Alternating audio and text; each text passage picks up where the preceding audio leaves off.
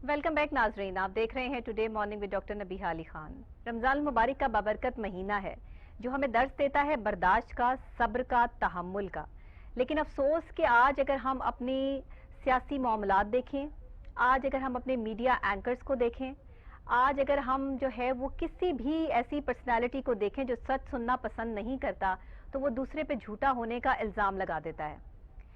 कुछ दिनों से ये बात जो है वो खबरों में आ रही है कि मौलाना तारिक जमील साहब जो हैं, उन्होंने मैराथन ट्रांसमिशन जो की गई उसमें स्पेशल जो है वो ये कहा अपनी दुआ के दरमियान में कि अल्लाह ताला हमें सच बोलने की तौफीक अता फरमाए, और मीडिया के कुछ लोग जो है वो झूठ बोलते हैं। तो इस पर जो है वो मुख्तलिफ एंकर्स ने मौलाना तारिक जमील के हवाले से इतनी गलत बयानियां और इतनी गलत बातें की कि जो नाकाबिले बर्दाश्त हैं। हम एक्सपेक्ट नहीं कर रहे थे कि एंकर्स जो है वो इस तरह का रवैया एक ऐसे आलम दीन के हवाले से जो है वो इख्तियार करेंगे जिनकी ज़िंदगी जो है वो हमेशा लोगों को सिखाने बताने में लगी। अगर एक शख्स अपने आप को अल्लाह और उसके रसूल के आगे जो है वो पेश करता है और किसी को ये कहता है कि झूठ मत बोलो, तो उसने क्या गलती कर दी है? उस पे एंकर्स के ऐसे ऐसे रवैये, और ख़ास तौर पर एक साहब हारून रशीद साहब जो अपने आप को अक्ले कुल समझते हैं, उन्होंने मौलाना तारिक जमील के हवाले से जो गलत बयानियां की और जो उनके लिए गलत अल्फाज इस्तेमाल किए, उसको कंडेम करती हूँ सबसे पहले। और ये कोई हरकत और ये कोई तरीका नहीं है कि कोई आलिम दीन, कोई अल्लाह और उसके रसूल का नाम लेने वाला बंदा जो हमसे ज़्यादा बेहतर समझ बूझ रखता है, उसके बारे में हम इतनी गलत बातें और गलत बयानियां जो अख्तियार करें। हम क्या हैं, मीडिया क्या है, ये हम सब जानते हैं। हमें सच बोलने की सजाएं मिलती हैं और झूठ बोलने पे शाबाश मिलती है, इसमें कोई दो राय मौजूद नहीं है। इस पे बात करने के लिए हमारे साथ ऑन कॉल मौजूद हैं मुफ्ती रागिब नईमी साहब, जो माशाल्लाह किसी तारुफ के मोहताज नहीं है, अपनी मिसाल आप हैं। अस्सलाम वालेकुम। वालेकुम अस्सलाम व रहमतुल्लाहि व बरकातहू। मुफ्ती साहब, बहुत शुक्रिया, आपने जो है वो इस मौके पे मुझे वक्त दिया। ये एक बहुत ही अहम टॉपिक है जिसे डिस्कशन में लाया जा रहा है। पाकिस्तान के हमारे कुछ ऐसे एंकर्स, मैं कुछ का नाम लूंगी, सब इसमें शामिल नहीं हैं, हम इसको कंडेम करते हैं। और एक इतने बड़े आलिम दीन के हवाले से जो बातें की जा रही हैं, और उन्होंने फिर प्रोग्राम में आके जो है वो इन मीडिया एंकर से माफ़ी भी मांगी है।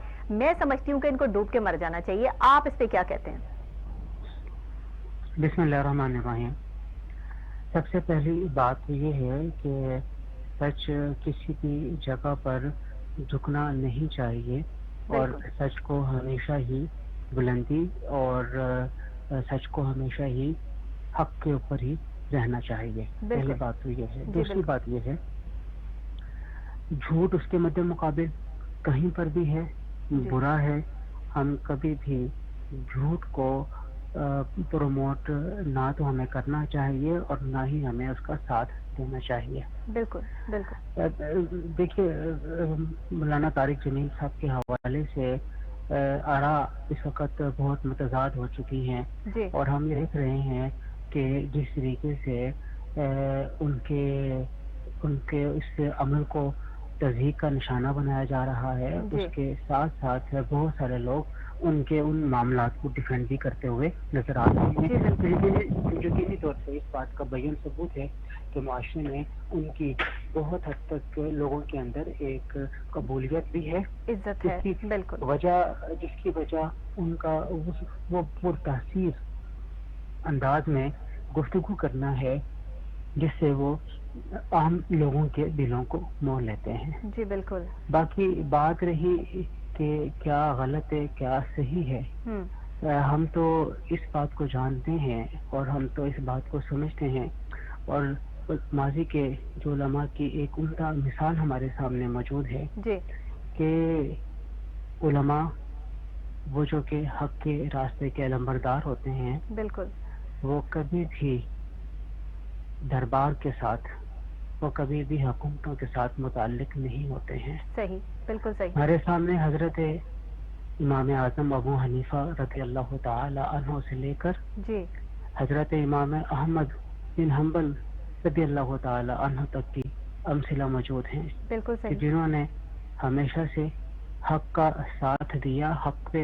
रहे, और दलील की बुनियाद के ऊपर उन्होंने अपने मौक़िफ़ को बयान किया, और उस मौक़िफ़ के बयान में अगर उन्हें तकलीफ का सामना भी करना पड़ा तो उन्होंने तकलीफ का सामना किया। बिल्कुल। हमने हमेशा से यही देखा है کہ جہاں کہیں پر بھی حکومتوں کے ساتھ یا درباروں کے ساتھ تعلق داری منظر عام پر آتی ہے وہاں پر مخالف بھی ہو جاتے ہیں اور حق اور ساتھ دینے والے بھی موجود ہوتے ہیں. بالکل ٹھیک.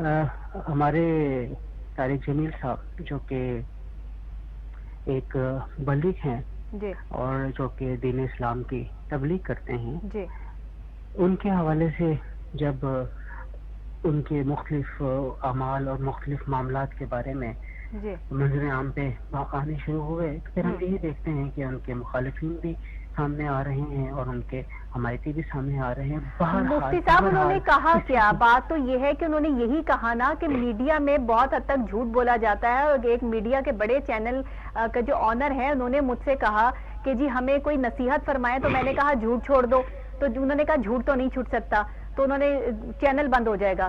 تو آپ یہ دیکھیے کہ ایک بندہ خود تصدیق کر رہا ہے اس چیز کی, تو ہم اینکرز کون ہوتے ہیں اس چیز کو کرٹیسائز کرنے والے کہ ہم جو ہے وہ عالم دین پر جو ہے وہ انگلی اٹھا کر یہ کہیں کہ آپ کیا ہیں اور آپ کو کون اجازت دیتا ہے یہ بات کرنے کی. آپ نے کہا کیا؟ آپ نے یہی کہا ہے نا کہ جھوٹ مت بولو, تو اس میں کیا غلط بات ہے؟ یہ تو اللہ کا فرمان ہے, یہ تو رسول پاک کا فرمان ہے کہ جھوٹ مت بولو, تو مت بولے جھوٹ, سچ کیوں نہیں بولتے؟ مسئلہ یہ ہے ڈاکٹر صاحبہ, جی ہم نے دین کو اپنے اپنے نظر اور اپنی اپنی عینک سے دیکھنا شروع کیا ہے, اور ہمارے نزدیک بشمول مطلب پورے پاکستان میں جتنے بھی رہنے والے مسلمان ہیں ہر ایک کے نزدیک دین کی تعبیر اس کی اپنی ہے. دین کے معاملے میں بہت کم ہم کسی کو فالو کرتے ہیں, اور خاص طور پر جو پڑھا لکھا طبقہ ہے وہ دین کے حوالے سے اپنی ایک الگ جدا نظریہ بھی رکھتا ہے اور سوچ بھی رکھتا ہے. بالکل.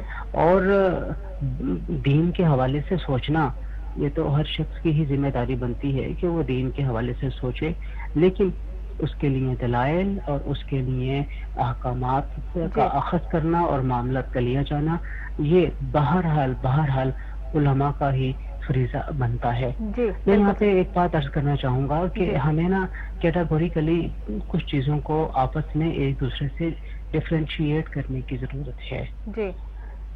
وہ تفریق یا ڈفرینسیشن ہم ایسے کر سکتے ہیں کہ معاشرے میں دین کا کام کرنے والے افراد دو طرح کی ہیں.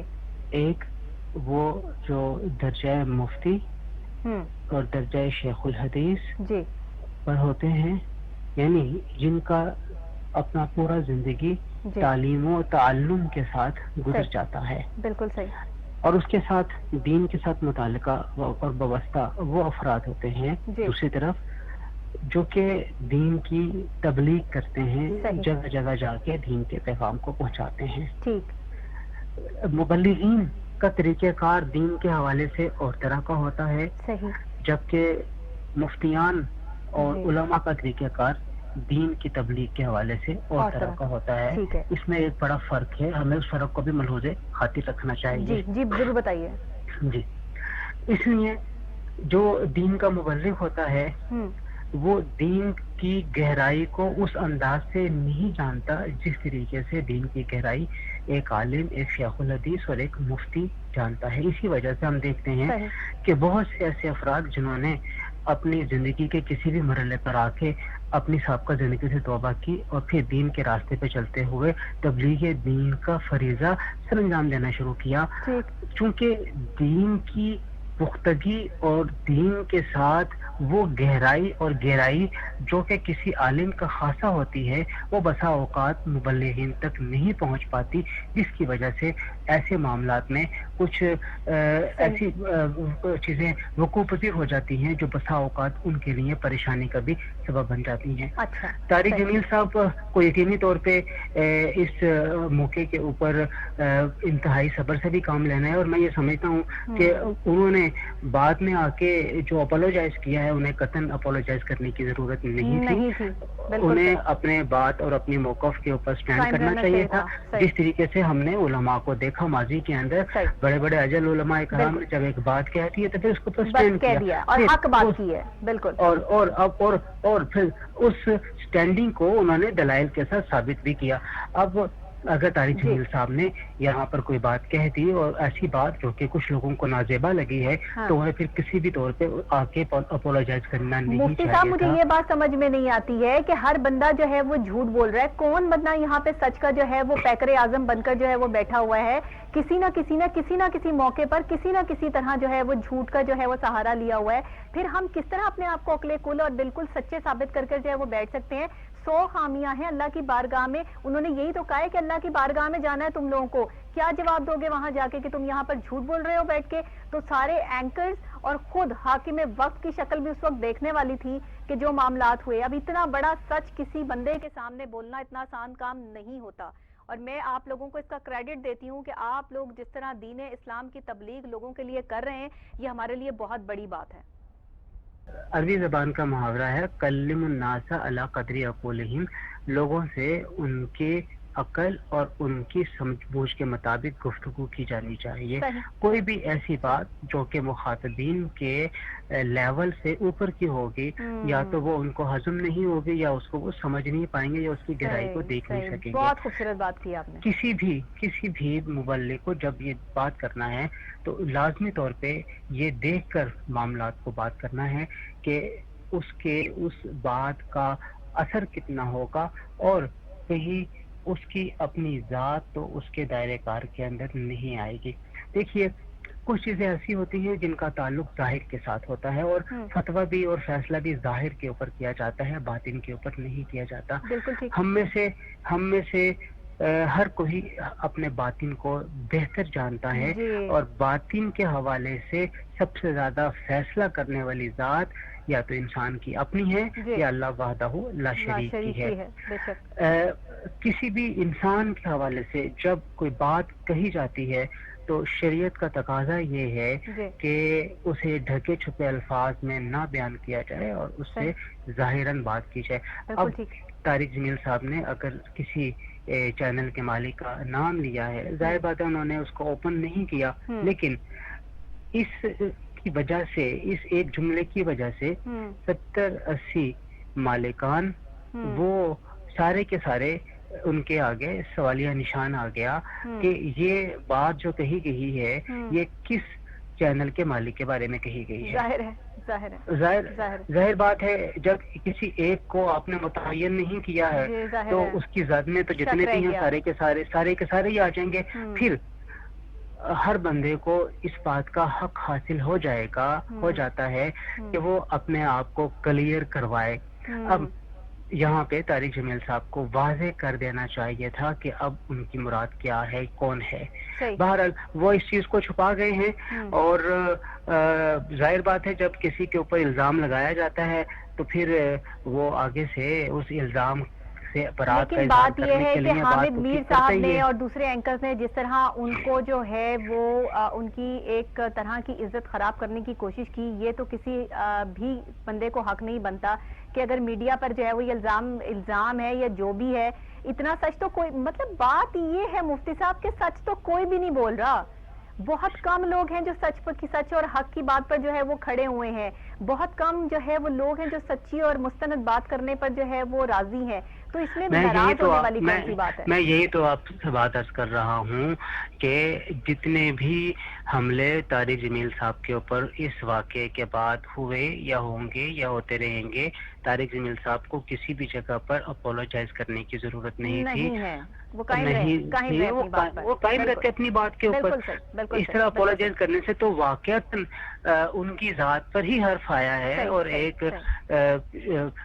سمجھنے والا بندہ یہ سمجھتا ہے کہ جو بندہ اپولوجائز کر رہا ہے واقعتاً کہیں پہ اس سے کوئی ایسی غلطی ہو گئی ہے، حالانکہ انہوں نے اپنی دانش میں ایک صحیح بات کی ہے اور اپنی سوچ کے مطابق ایک بات پیش کی ہے.